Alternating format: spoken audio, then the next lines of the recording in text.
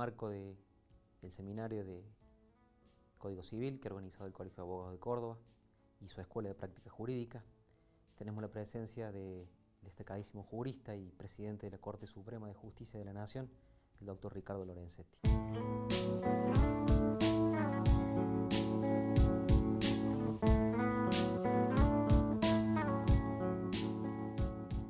Bueno, como le decía, bienvenido a Córdoba. Muchas gracias por habernos dado la oportunidad de entrevistarlo personalmente. Lo primero que se nos viene a la mente es un aspecto histórico. ¿Cuáles han sido los paradigmas que han tenido en mente o que ha tenido en mente la comisión redactora para adecuar la nueva legislación en tanto un nuevo sistema normativo a estas nuevas generaciones? ¿Estamos frente a un código de las nuevas generaciones? Lo que es importante señalar es que este código tiene, en primer lugar, la idea de armonizar el derecho privado con el derecho público, lo que denominamos la constitucionalización del derecho privado. Entonces, es el primer código en nuestra historia que puede hacer eso en virtud de la reforma del año 94. El proyecto del 98, en el cual se trabajó mucho, pero todavía no existía esta jurisprudencia tan desarrollada que fue posterior. Llevó mucho tiempo aplicar la reforma. Entonces aquí tenemos muchísimas instituciones que están redimensionadas a la luz de la Constitución. Por ejemplo, este código tiene los derechos de incidencia colectiva que están en el artículo 43 de la Constitución y 14 del Código. Está la relación de los derechos de incidencia colectiva con los derechos individuales en el artículo 241 y 244. Está el consumo sustentable, es decir, está toda la cuestión de la protección ambiental que la Constitución introdujo. También está toda la aplicación jurisprudencial que se hizo de los tratados de derechos humanos. Por ejemplo, en materia de familia, comienza diciendo que no puede haber discriminación entre el hombre y la mujer, que es la Convención de los Derechos de la Mujer. Está la regulación de la Convención del Niño, es decir, el derecho del niño a ser oído. Está la Convención sobre protección de las personas que tienen deficiencias mentales o capacidades diferentes, y entonces es el artículo 43, el 31, que hablan de los apoyos a la capacidad, de las restricciones que hay para internar personas. Es decir, hay toda una actividad en el código muy importante que refleja la norma constitucional. Me da el pie para preguntarle si esta es la filosofía del nuevo código, cuáles son los principios en los que se va a sentar la normativa. Vamos a hablar de diálogo entre normas. Lo primero que se me viene también es preguntarle acerca de las fuentes. ¿Qué va a pasar acerca de las nuevas fuentes normativas? Hay mucho más, que indudablemente hay una compatibilidad ahora entre Constitución y derecho privado que históricamente no la hubo, porque siempre se trabajó en esferas independientes. Yo hace muchos años escribí un libro que se llamaba Las normas fundamentales de derecho privado sobre este problema, que no puede sostenerse una diferenciación tan escindida entre la Constitución y el derecho privado, que había que ir hacia la comunicabilidad de principios. Y esto ahora es lo que pudimos hacer e introducirlo.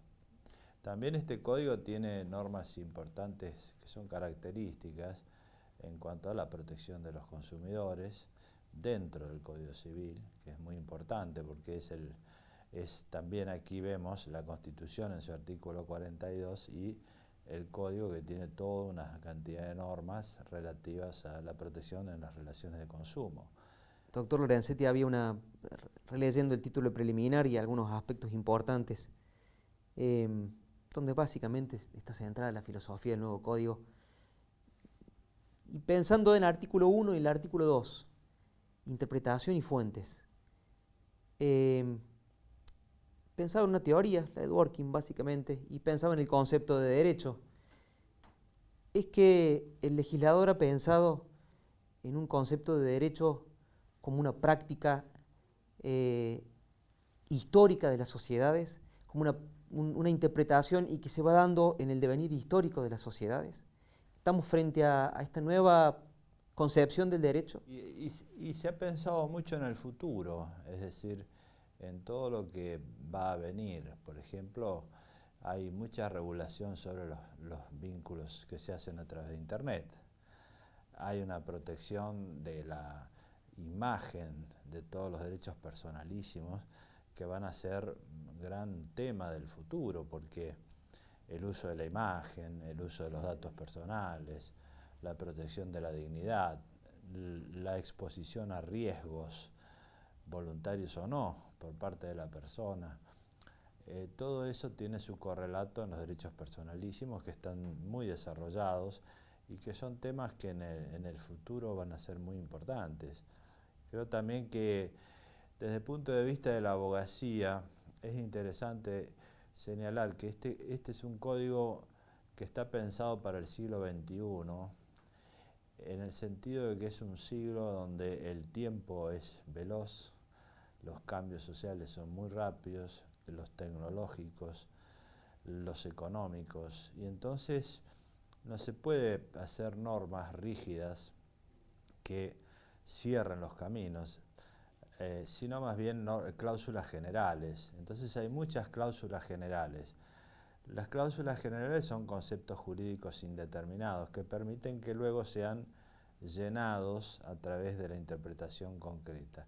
Ahí es donde la abogacía tiene un rol importante en presentar demandas que vayan haciendo la interpretación de muchas de estas cosas, obliguen a los jueces a definirlas. Decisiones. Claro, porque la Argentina tiene felizmente un enorme desarrollo académico, y la abogacía y la justicia han sido los creadores de muchas instituciones.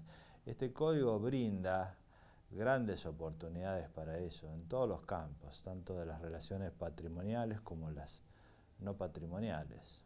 Pensando en los distintos institutos que va a legislar el nuevo Código Civil, hay un tema fundamental que es el derecho de familia. Bueno, hay una clara diferenciación metodológica entre regla y principio en el código, y en esta materia se ha seguido mucho la idea de principios, que son normas de estructura abierta que permiten luego la adaptabilidad diacrónica y sincrónica, es decir, a los tiempos y a los cambios, con lo cual ahí es donde reside la idea de que el código es, hoy en día un código es una parte que permite la implementación y ser completado en lo que se denomina proceso de concretización, que es lo que denominación de Friedrich Müller en la filosofía alemana, ¿no?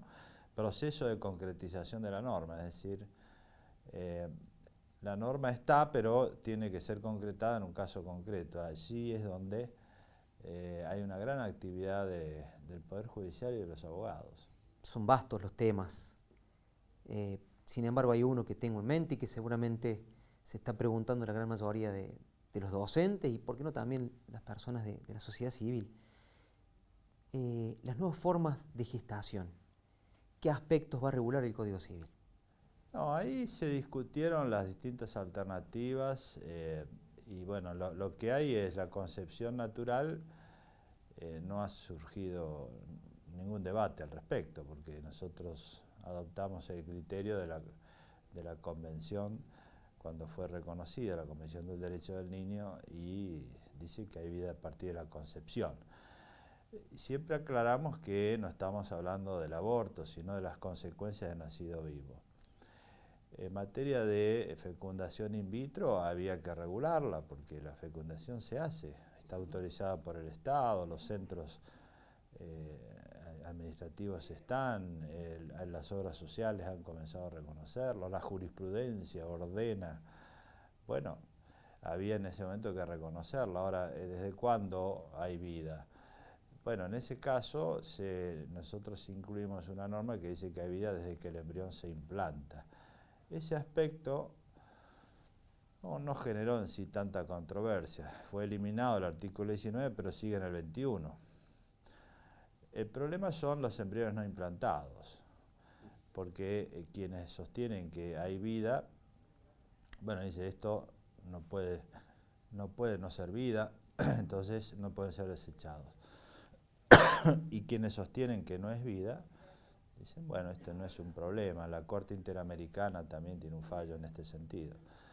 Este tema se resolverá por la jurisprudencia, por la ley, hay proyectos de ley en el Congreso, o por la tecnología, porque en definitiva cambia tanto que tal vez en muy poco tiempo no haya embriones no implantados. Es decir, hay que ir viendo esos temas conflictivos y muy evolutivos, hay que dejarlos en la legislación especial.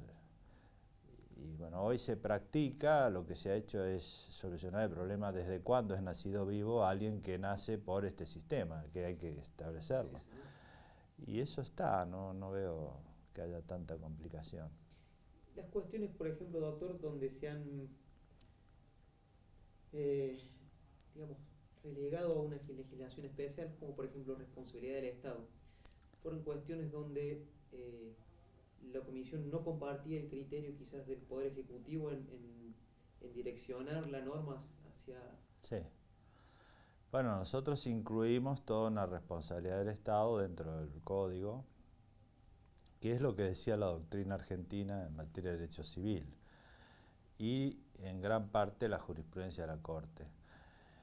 El Poder Ejecutivo se inclinó más por la doctrina de derecho administrativo y entonces lo sacaron del Código, lo enviaron a una norma especial de carácter